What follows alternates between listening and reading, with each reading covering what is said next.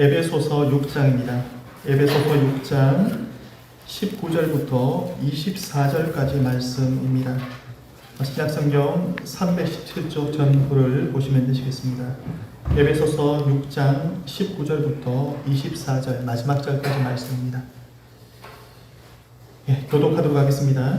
또 나를 위하여 구할 것은 내게 말씀을 주사 나로 입을 열어 복음의 비밀을 담대히 알리게 하옵소서 할 것이니 이 일을 위하여 내가 세상에 내 성성이 될 것은 나로 이에 불편히 하나를 담대히 알리라 하시니라. 나의 사정 곧 내가 무엇을 하는지 너희에게도 알리려 하노니 사랑을 받은 형제여 주 안에서 진실한 일꾼인 도기구가 모든 일을 너희에게 알리리라. 우리 사정을 알리고 또 너희 마음을 여호와께 위하여 내가 특별히 이를 너희에게 보내었다. 아버지 하나님과 주 예수 그리스도께로부터 평안과 믿음을 겸한 사랑이 형제들에게 있을지어다.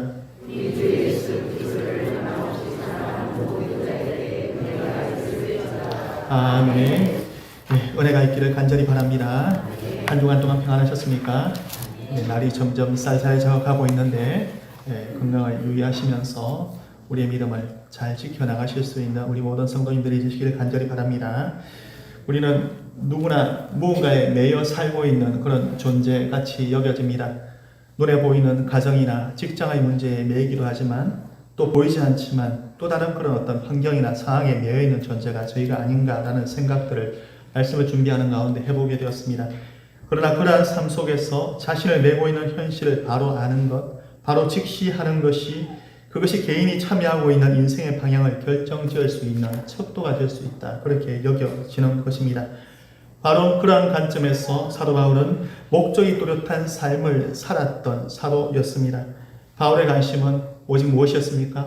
오직 하나님, 오직 교회, 오직 하나님의 나라에 고정되어 있는 그런 어떤 평생을 우리는 말씀 안에서 발견하게 됩니다. 그가 혈기왕성했던 젊은 시절, 세상적으로 잘 나가던 시절, 단 한순간 그리스도와의 만남이 그의 삶을 결정짓게 되었으며 그 이후로 복음을 전하는 복음 증거자로서 그의 마지막이 어떠했습니까? 단도대에서 목이 잘리는 그 순간까지 철저하게 그가 걸었던 부르심에 충성한 삶의 흔적과 방향, 그리고 제자로서의 각오를 우리가 어디서 발견하게 됩니까? 서신서를 통해서 하나님의 말씀을 통해서 우리는 어렴풋이 읽게 되는 것입니다. 오늘 본문에서 바울은 사도로서 자신의 각오를 다짐으로 에베소서의 마지막을 우리에게 장식하고 있는 것입니다. 에베소서 강의를 지난 1월 5일부터 시작했습니다.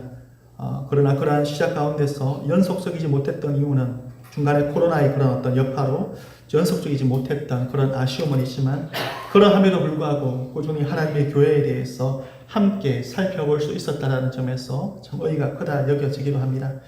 바울은 우리가 살펴본 대로 이 땅의 전쟁에 참여하고 있는 모든 성도들, 여기서 모든 성도들 안에는 우리 모든 개개인의 이름이 존재하는 것입니다. 모든 성도들을 향해서 그 사실이 뭡니까?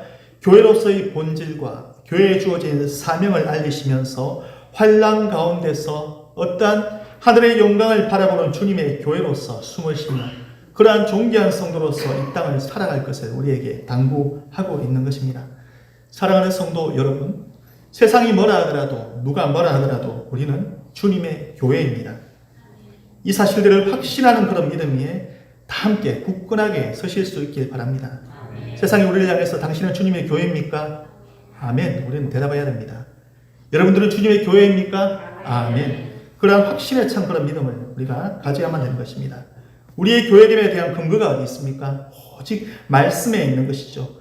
우리가 주님의 교회됨의 증거는 곧 하나님의 말씀이 너무나도 명확하게 그 사실들을 우리에게 알려주시기에 우리는 그 말씀의 증거를 믿는 믿음 위에 서 있는 것이 다름 아닌 교회가 서 있는 이 자리인 것입니다. 어떠한 증거입니까? 우리는 에베소서 말씀을 통해서 교회에 주어진 하나님의 영광에 대해서 증거됨을 우리는 다 함께 확인했습니다. 그리고 그리스도께서 만물을 충만하게 하시는 만물의 주인 되심이 선포되었습니다.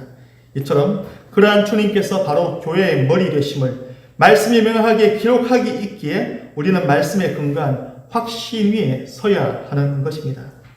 말씀의 증거에게 우리는 말씀의 증거 앞에 아멘으로 화답을 해야 되는 것이죠. 이러한 감당할 수 없는 그런 감격과 기쁨 가운데 사도 바울은 찬송하리로다, 찬송하리로다. 그 기쁨과 감격을 이기지 못하며 또 복음을 선포하며 기록한 편지가 우리가 그동안 함께 살펴왔던 에베소서 아니겠습니까? 비록 주어진 실상은 현실은 감옥이란 상황에 갇혀 있지만 자유한 사도를 통해서 오히려 풀려있는 듯 보이나 환난 가운데 매여있는 교회를 향해서 하늘의 메시지를 선포하며 전달하고 있는 것이 우리가 함께 살펴나간 에베소서인 것입니다. 우리는 이미 에베소서 1장에서 하나님께서 교회 위에 하늘에 속한 모든 신령한 복을 주셨는데 그 신령한 복을 받은 자들이 교회다. 그렇게 정의함을 우리는 이미 배웠습니다. 그리고 주어진 그 신령한 복이 철저히 하나님의 어떠하심, 하나님의 계획하심, 하나님의 행하심, 다시 말해서 하나님께서 그리스도 안에서 우리를 택하심, 그리고 그 기쁘신 뜻대로 우리를 하나님의 자녀로 예정하심, 그리고 자녀 삼아주심, 또한 사제와 칭호와 새 생명을 주심이 바로 감추어진 하나님의 비밀로서 여기에 있는 저를 포함한 우리 모두 교회로서의 우리의 그런 신분이며 우리가 받아 누리고 있는 그런 어떤 복의 실체인 것입니다. 그리고 어떠합니까? 그러한 복을 받은 우리는 지금도 계속해서 성령 안에서 하나님께서 그하실 처소요 기업의 영광이 되기 위해 그리스도 예수 안에서 지어져 가고 있는 형통의 긴 여정을 우리는 살고 있는 것입니다. 믿기 어렵습니까? 현실이 이렇게 어려운데 형통은 무슨 형통입니까? 그렇게 이제 질문을 하실 수도 있습니다. 그러나 말씀이 증거하시기에 하나님께서 말씀하시기에 이것은 누구도 부인할 수 없는 진리이며 누구도 부인할 수 없는 하나님의 은혜인 것입니다. 이 사실이 성도에게 큰 기쁨이 되어야 하는데 혹시 우리 안에서 기쁨이 구원의 감격이 쇠퇴에 휘말려서 점점 무뎌져 가고 있는 것은 아닌지 우리는 우리 서로를 점검해야만 하는 것입니다. 사랑하는 여러분, 기뻐하실 수 있길 바랍니다. 성도의 참 기쁨이란 하나님을 기뻐하는 그 자리에 있는 것입니다. 성도에겐 하나님께서 그 백성들을 위해서 이루신 일들이 기쁨이죠. 또한 하나님의 하나님 되심이 비록 우리 안에 비록 무화과 나무 잎이 마르고 포도 열매가 없다 하더라도 심지어 논밭에 식물이 없다 하더라도 소출이 없다 하더라도 그러함에도 불구하고 오직 하나님으로 말미암아 즐거워하며 하나님으로 말미암아 기뻐해야 되는 것이 성도에게 주어진 영광의 자리인 것입니다. 그 영광의 자리에 참여하실 수 있기를 간절히 바랍니다. 사도 바울은 핍박당하고 있는 교회를 향해서 그러한 교회로서의 본분은 말씀을 통해서 선포하고 있는 것이죠. 또한 교회에 주어진 능력을 붙들며 영적인 전쟁의 자리로 나아갈 것을 지속적으로 싸워라 촉구하고 있는 것입니다. 그러니 우리를 향해서 무엇을 입으라고요? 하나님의 능력을 입어라. 그리고 하나님의 전신갑주를 취하라. 그러함으로 사단의 관계를 대적하라. 영적인 전쟁을 싸워라. 그렇게 명령을 하고 있는 것입니다. 우리의 전쟁이 혈과 육에 속한 것이 아니기에 하나님께서는 그 전쟁의 성격에 맞게 특별한 영적인 아이템, 요즘 아이들 말로 영적인 아이템을 우리에게 허락하셨는데 그것이 과연 무엇입니까? 우리가 이미 읽었지만 14절 그런즉 진리로 너희 허리띠를 띠고 의의 호심경을 붙이고 평안의 복음이 준비한 것으로 신을 신고 믿음의 방패로 구원의 투구와 성령의 검으로 싸워나갈 것을 지금 우리에게 촉구하며 명령하고 계시는 것입니다. 이것을 우리는 하나님의 전신갑주라 이야기합니다. 하나님의 전신갑주, 즉 진리와 의와 복음, 믿음, 구원, 성령, 다시 말해서 우리에게 허락된 모든 은혜의 선물은 결국 은혜의 선물임과 동시에 사단의 관계를 물리치기 위한 영적 전쟁에 특화된 무기임을 우리에게 밝히고 있는 것입니다. 따라서 우리는 주어진 은혜에 감사하며 기뻐하며 그 선물을 누려야 되는 것이죠. 그리고 거기에 안주하는 것이 아니라 더 앞으로 나아가 그 은혜로 싸워나가야 하는 것이 성도의 삶인 것입니다. 전쟁을 포기하지 않으시는 여러분이 되시길 바랍니다. 끝까지 싸워야 하는 것입니다. 믿음을 붙들며 싸워야 하는 것입니다. 진리를 허리띠를 띠며 우리는 싸워나가야 되는 그런 존재입니다. 오늘 본문은 그러함으로 교회의 사명을 감당할 것을 사도 바울은 독려하고 있는 것이죠. 바울은 지금 감옥에 갇혀 있는 가운데서도 철저히 받은 사명에 집중하고 있는 것입니다. 이러한 사도 바울은 한마디로 행복자인 것이죠. 갇혀 있는데, 매여 있는데 무슨 행복자입니까? 세상은 그런 질문을 던질 수 있습니다. 비록 현실은 고난을 겪어가고 있지만 자신이 무엇을 위해 존재하고 있음을, 무엇을 위해 살아가고 있음을 알고 있기에 주저함 없이 목적지를 향해서, 그 죽음을 향해서 걸어가고 있는 사도 바울은 다름 아닌 행복자인 것입니다. 그래서 바울은 감옥에서 에베소 교인들을 향해서 답답하고 힘들다, 배고프다, 춥다, 제발 빨리 풀려나가게 기도해 주십시오, 그렇게 간구하지 않습니다. 어떤 간구를 우리에게 들려줍니까? 19절, 또 나를 위해 구할 것은, 또 나를 위해 기도할 것은 내게 말씀을 주사 나의 입을 열어 복음의 비밀을 담대히 알리게 하옵소서. 이것이 갇힌 사도 바울이 교회를 향해서 부탁하고 있는 그런 어떤 요청인 것입니다. 오로지 사도 바울은 무엇에 관심이 있습니까? 그리스도의 복음에 매여 있는 것이죠. 육신은 사슬에 매여 있지만, 육신은 감옥에 매여 있지만, 그러나 그의 영혼은 철저하게 복음에 매여 있으며 하나님의 은혜에 매여 있는 삶을 살고 있는 그런 사도 바울의 모습을 우리는 발견하게 됩니다. 여기서 본문은 입을 열어 그렇게 기도하고 있습니다. 나로 입을 열어 복음의 비밀을 담대히 알게 하시고, 그런데 여기서 입을 열어 라는 그런 영어 성경에서는 Whenever I open my mouth, 발음이 좋지 않죠? 이 말은 뭐냐 하면 내가 입을 열 때마다, 그렇게도 번역이 가능한 것입니다. 다시 말해서 바울은 자신이 입을 열 때마다 항상 무엇을요? 주의 복음만을 외칠 수 있길 바라며 그러한 기도를 교회에 요청하고 있는 것입니다. 성도들이요, 내가 입을 열 때마다 주님의 복음을 외칠 수 있게 나를 위해서 기도해 주십시오, 그렇게 기도를 요청하고 있는 것입니다. 사랑하는 성도 여러분, 앞으로 이 강단에 새로운 어떤 담임 목사님께서 서시고 또 다른 어떤 부교역자가 이 자리를 서 있나 하더라도 우리 모든 성도님들이 앞에 서 있는 말씀의 사역자를 위해서 기도하셔야만 하는 것입니다. 말씀에 타협하지 않게, 복음의 능력을 담대하게 선포할 수 있게, 시대에 타협하지 않고 오직 하나님의 말씀 가감없이 전달할 수 있도록 말씀의 사역자를 위해서 꾸준하게 기도하실 수 있길 부탁드리겠습니다. 여러분, 우리는 어떠합니까? 입을 열 때마다 복음을 증거하는 삶을 우리는 살고 있습니까? 아니, 그러한 삶을 살고 있지 못하더라도 그러한 삶을 살기 위해서 기도하고 있는, 기도로서 간구하고 있습니까? 참 찔리죠. 그렇지 않습니까? 복음을 전하기는커녕 오히려 남을 헐뜯고 비난하고 또 불평하며 이간질하는 말이나 아무 유익 없는 불필요한 이야기를 널어놓으며 살고 있는 것은 아닌가요? 우리는 계속해서 말씀의 조명 아래 자신을 살피고 또 살핌으로 우리의 마음과 입술을 거짓과 탐욕으로 물들지 않게 진리를 붙들며 싸워 승리해 나가야만 하는 것입니다. 따라서 다윗이 그러하였듯이 우리에게도 동일한 기도가 필요하리라 여겨집니다. 시편 141편 3절, 다윗이 이런 고백을 들려줍니다. 여호와여, 내 입에 파수꾼을 세우시고 내 입술의 문을 지키소서. 함께 그러한 간구를 들으실 수 있길 바랍니다. 그러므로 입을 열 때마다 돈, 집, 성공을 외치는 것이 아니라 내 입술의 문을 지켜주실 것을 간구하며 나아가 주의 복음을 외칠 수 있도록 서로를 독려하며 기도하셔야만 하는 것입니다. 복음은 능력입니다. 믿으십니까? 어떤 능력입니까? 모든 믿는 자들에게 구원을 주시는 하나님의 능력인 것이죠.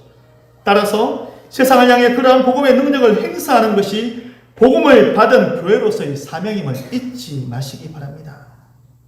그냥 덮어놓는 그런 능력이 아니라 잘 갈고 닦아서 사용해야만 하는 것이죠.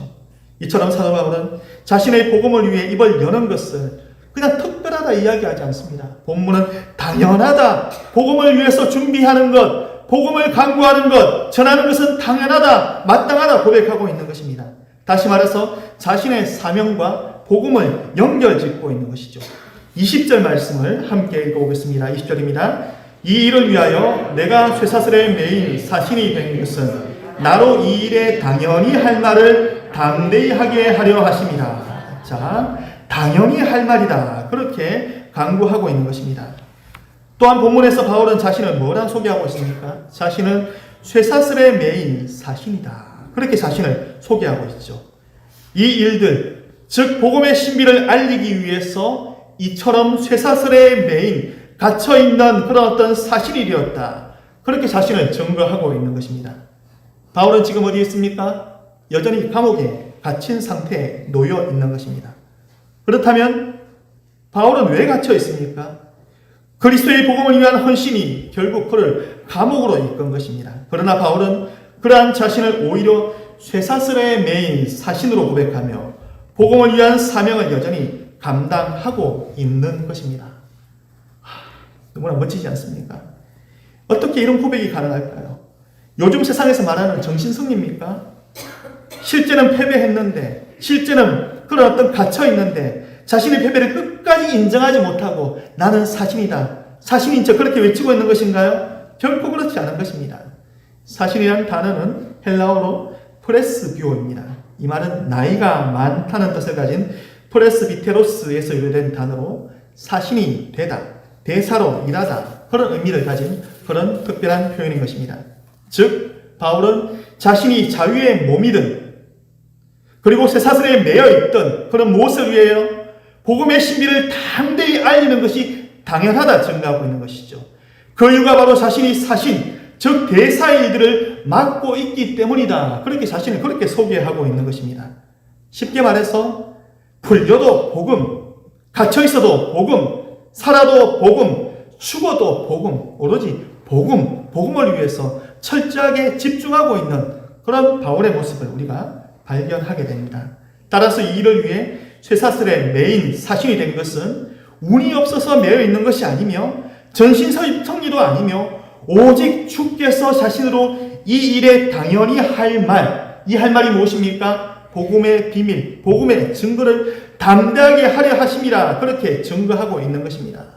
전혀 낙담하고 있는 그런 흔적을 우리가 발견할 수 없는 것이죠. 갇힌 것도 복음을 위해서다.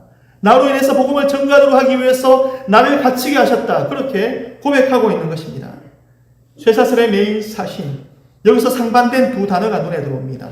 쇠사슬, 사신, 이것이 서로 어울립니까? 전혀 어울리지 않는 그런 단어입니다. 그러나 이 어울리지 않는 이 두 단어는 오히려 신앙인으로서의 그런 실존을 잘 보여주는 단어처럼 그렇게 우리에게 다가오는 것입니다. 신앙인으로서의 길은 결코 꽃길이라기보다는 오히려 전쟁터의 최전선에 떨어진 군사와도 같은 것이 다름 아닌 믿음의 길인 것입니다. 따라서 우리는 살다 보면 포탄이 떨어지고 고립되어 포로가 될 수도 있는 것입니다. 전쟁이 주는 상처로 괴로울 수도, 때로는 굶주림을 만날 수도, 세상으로 따돌림을 당하며 핍박을 당할 수도 있는 것입니다.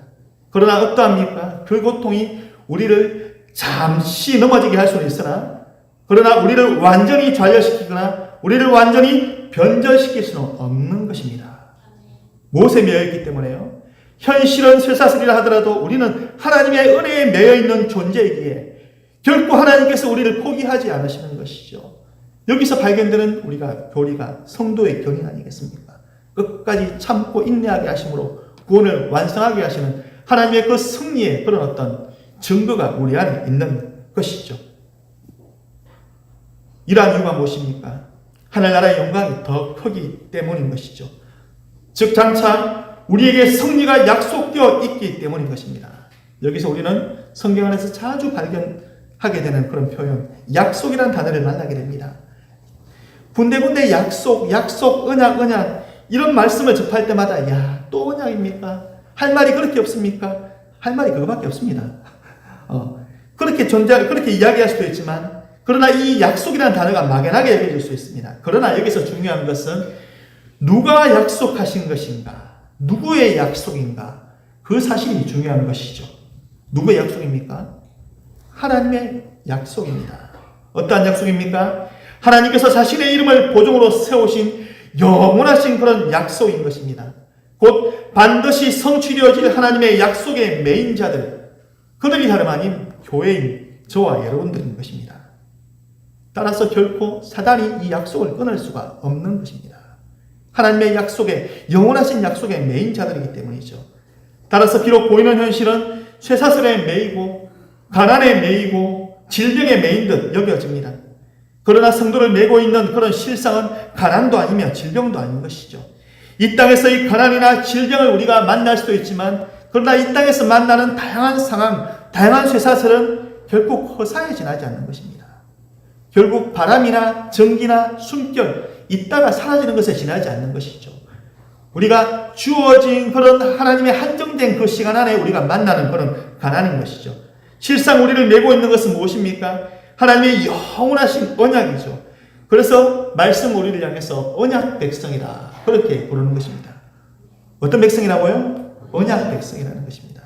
하나님께서 우리를 약속하셨고 그 약속에 매여서 우리는 정해진 때, 하나님께서 정하신 때 함께 교회를 이루며 그 약속하신 그 때를 바라보면서 완성될 그날을 바라보며 걷고 있는 자들이 언약 백성으로서의 그동안 걸어온 걸음이며 앞으로 우리가 걸어가야 될 걸음인 것입니다.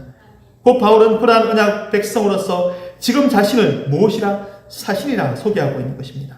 그렇다면 누구의 사신입니까? 주님의 사신이죠. 하나님의 대사인 것입니다. 사랑하는 성도 여러분, 바울만이 아니라 우리는 하나님의 대사이며 그리스도의 사신입니다. 믿으십니까? 자, 쑥스럽더라도 우리는 아멘 하셔야 됩니다. 말씀이 우리를 그렇다 증거하시기 때문에 우리는 아멘 하셔야 되는 것입니다. 바울은 지금 일개 작품으로 옥에 갇혀 있는 것이 아닙니다. 그리스도의 사신으로 갇혀 있는 것이죠. 따라서 그가 어떤 일들을 사신으로서 마땅히 전해야 될 그 말씀, 대사로서 전해야 될 그 말씀을 전함으로 인해서 그것이 제목이 되어서 감옥까지 이끌려 온 것입니다. 따라서 사신으로서의 바울의 말은 곧 누구의 말입니까? 하나님의 말인 것이죠. 바울을 사신으로 보내신 하나님의 말이며, 결국 바울의 어깨에 달려있는 것은 누구의 명예가 달려있는 것입니까? 하나님의 명예가 달려있는 것이죠. 사랑하는 여러분, 성도의 어깨는 하나님의 명예가 달려있음을 기억하셔야만 합니다. 자, 뭐가 보입니까? 하나님의 명예가 보이는 것입니다. 자, 우리 어깨를 한번 다독거리셔도 좋을까요? 우리가 명예가 있습니다. 세상은 우리를 손가락질 하더라도 우리의 어깨는 하나님의 명예가 짊어진 그런 자들인 것입니다. 따라서 세상 속에서 우리는 존엄함을 가져야만 하는 것입니다. 이리저리 처박히는 가운데서도 그러한 가운데서도 대사로서의 그런 존엄함, 성도로서의 그런 어떤 자존감을 가지며 살아가야만 하는 것이죠. 세상이 뭐라 하든 우리는 주님의 사신입니다.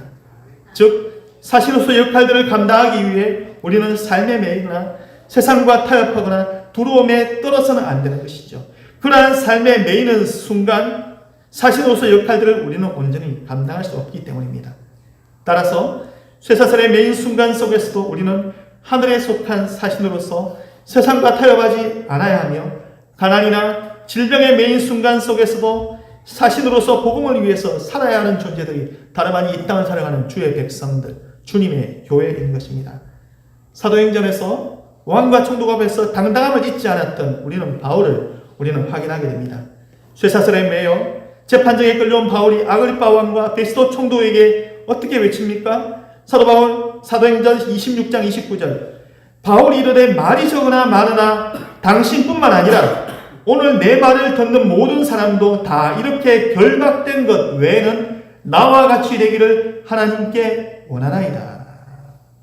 자, 내가 비록 갇혀있지만, 매여있지만 나와 같이 되기를 바랍니다. 그렇게 고백하고 있는 것이죠. 매인 것 빼고 그렇게 복음을 담대하게 기쁨 가운데 선포하고 있는 것입니다. 세상이 바라볼 때 얼마나 대책 없겠습니까? 감당할 수 없는 그런 믿음인 것이죠. 그래서 우리의 본문 19절, 20절에도 바울은 자신이 담대하게 말할 수 있도록 기도하고 있는 것입니다. 19절에서도 비밀을 담대하게 알리게 하옵소서, 20절에도 당연히 할 말을 담대히 하게 하려 하심이라. 여기서 반복되고 있는 단어 담대히는 헬라어로 파를레시아라는 그런 어떤 단어인데요. 이 안에서는 어떤 의미가 담겨있냐면 왕이나 권력자나 어떤 위력 앞에서도 두려워하지 않는 태도를 의미하는 것입니다. 사도행전에서도 사도의 그런 어떤 기계를 우리가 발견하게 됩니다. 4장 29절, 주여 이제도 그들의 위협함을 부어보시고 또 종들로 하여금 담대히 하나님의 말씀을 전하게 하여 주시옵소서. 여기서 담대히는 뭡니까? 세상의 어떠한 권력에 두려워하지 않으므로 하나님의 말씀을 전하게 하여 주시옵소서. 그렇게 담대함을 고백하고 있는 것입니다. 사랑하는 성도 여러분, 성도는 천국의 비밀을 가진 자로서 세상을 향해서 담대해야 될 이유가 있는 것입니다. 당당해야 될 이유를 가진 자들입니다. 이 담대함은 우리의 의지에서 나오는 것이 아니라 우리 안에 계시는 성령께서 주시는 확신에서 비롯된 담대함임을 기억하시며 그러한 담대함을 지속적으로 우리는 강구해야만 하는 것입니다. 이어지는 21절 말씀을 함께 읽어보겠습니다. 나의 사정 곧 내가 무엇을 하는지 너희에게도 알리려 하노니 사랑을 받은 형제여 주 안에서 진실한 일꾼인 두기고가 모든 일을 너희에게 알리리라. 자, 여기서 한 인물이 등장하고 있습니다. 어떤 인물입니까? 두기고입니다. 두기고는 바울이 고린도에서 예루살렘으로 가기로 결정했을 때 바울과 함께 동행했던 아시아인으로 알려져 있습니다.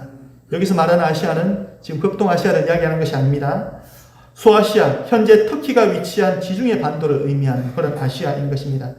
또한 오늘 말씀에서는 두기고를 바울의 편지인 에베소서를 가지고 갔던 사람으로 소개하고 있습니다.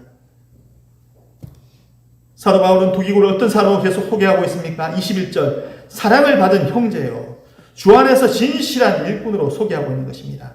이러한 인정을 받은 두기고는 에베소서의 편지를 전해줄 뿐만 아니라 에베소 교인들을 향해서 바울이 지금 무엇을 하고 있는지 바울의 근황을, 바울의 상황을 알려주고 있으며 또한 에베소 교인들을 위로하는 사명을 성실하게 감당해 나가고 있음을 우리는 말씀을 통해서 확인하게 됩니다. 22절입니다. 우리 사정을 알리고 또 너희 마음을 위로하기 위하여 내가 특별히 그를 너희에게 보내었노라. 한마디로 일종의 추천서인 것이죠. 두기고를 추천하고 있는 것입니다. 교회 안에서 이러한 두기고와 같은 인물이 필요한 것입니다. 모두가 목사일 수 없으며 모두가 장로일 수 없으며 모두가 근사일 그런 이유는 없는 것입니다. 각각 주어진 역할에 따라 맡겨진 사명이 다 다른 것이죠. 대학 시절 목회자의 그런 비전을 꿈꿨던 몇몇의 친구들이 있었습니다. 그러한 가운데서 이제 무디의 이야기가 굉장히 저에게는 가슴 뜨겁게 다가왔습니다. 무디가 누구입니까? 19세기를 대표하는 복음 전도자입니까? 복음 전도자 무디는 아는데 그러나 무디와 함께했던 생키를 아는 사람은 그렇게 많이 없습니다.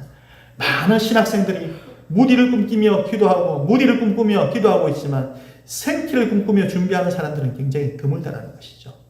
무디가 있었던 것은 항상 말씀을 전하기 전에 생키의 그런 찬양 사역, 생키의 찬양이 있고 난 이후에 무디의 말씀이 뒤따랐다는 것이죠. 모두가 사울이 되어서는 안 되는 것입니다. 두기고의 역할들을 감당하는 자들도 있어야 되는 것이죠. 이처럼 두기고와 같은 사람을 통해서 바울이 전한 이 복음이 에베소 교회에 전달되어 이 복음이 우리에게 전달되고 있는 것입니다. 또한 우리 손을 통해서 받은 복음이 다른 사람에게 전달되기를 지금 우리를 향해서 기다리고 있는 것이죠. 이 복음이 변질될 때 루터를 통해서 다시 하나님께서 이 복음을 일으키셨습니다. 루터가 그 시대에 두기고 역할들을 감당했던 사람이었죠. 오늘날에도 하나님의 말씀을 제대로 전하는 두기고와 같은 사람들이 필요한 것입니다. 바울은 에베소서를 끝맺으며 23절 아버지 하나님과 주 예수 그리스도로부터 나오는 평안함과 믿음을 겸한 사랑을 축원하고 있습니다. 아울러 하나님의 은혜가 주 예수 그리스도를 변함없이 사랑하는 모든 사람에게 임하기를 축복하며 기도하고 있는 것입니다. 사랑하는 주의 성도 여러분, 말씀의 교훈대로 예수님을 사랑하시되 참으로 변함없이 사랑하시기 바랍니다. 뜨겁게 사랑하시기로 다시 한번 이 자리에 새로이 결단하시며 다짐하실 수 있는 그런 자리가 되기를 간절히 바랍니다. 쇠사슬에 매여 있는 것이 우리들의 현실이지만 성도는 그런 현실에 아랑곳하지 않아야 되는 것이죠. 왜요? 이미 영원한 생명을 누리고 있기 때문인 것입니다. 물질적인 것과 보이는 세계에 매여 있는 현대인들에게 이런 설명들은 얼핏 이해가 되지 않을 수 있습니다. 그러나 복음을 통해 전달된 영생의 약속을 누리는 성도들에게는 현실의 쇠사슬이 장애가 될 수 있습니까? 없습니까? 결코 장애가 될 수 없는 것입니다. 사랑하는 성도 여러분, 여러분들은 어떤 쇠사슬에 매여 있습니까? 기억하시기 바랍니다. 우리는 쇠사슬에 매여 있지만 우리는 쇠사슬에 매인 사신입니다. 이미 영생을 소유한 자, 그래서 영생의 삶을 살고 있는 믿는 자, 마치 밭에 감추인 보화를 발견한 사람과 같다. 말씀은 그렇게 증거하고 있습니다. 어떤 사람이 밭을 갈다가 무엇을 발견합니까? 보화를 발견합니다. 그런데 그 농부는 자신의 전 재산을 팔아서 그 밭을 샀습니다. 사람들은 허름한 밭을 샀다고, 비싸게 샀다고 조롱합니다. 그러나 어떠합니까? 농부가 즐겁습니까? 즐겁지 않습니까? 즐겁습니다. 왜 즐겁습니까? 그렇죠. 보화가 감추어 있기 때문에 남에게 말을 못하고 싱글벙글 그냥 기뻐하고 있는 것입니다. 우리 안에는 그런 보화가 있습니다. 어떤 보화가 있습니까? 영생을 소유한 자들인 것입니다. 예수를 소유한 자들이 다름 아닌 저와 여러분들 아니겠습니까? 좀 엉뚱한 예지만 제가 유학생활을 하는 마지막 한 해를 보낸 곳이 아주 낡은 집을 렌트를 했습니다. 낡은 집을 렌트를 했는데 섬기신 목사님께서 그 주인을 전도하기 위해서 굉장히 추운 그런 어떤 낡은 집으로 저를 보내셨어요. 그런데 그 집주인 되신 분께서 국제결혼을 하신 굉장히 착하신 어른인데 그분이 저에게 들려준 이야기가 자신이 이 집을 샀을 때 미국인으로부터 이 집을 샀는데 근데 그 집주인이 죽었대요. 근데 죽기 직전에 돈을 한 50만 불을 이렇게 찾았는데 현금으로 찾았는데 그 50만 불을 찾은 흔적은 있는데 쓴 흔적이 없더라는 거예요.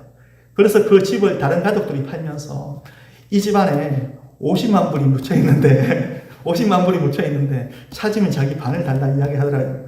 근데 그 집주인께서는 저에게 이것을 아마 찾는 사람이 임자라 생각합니다.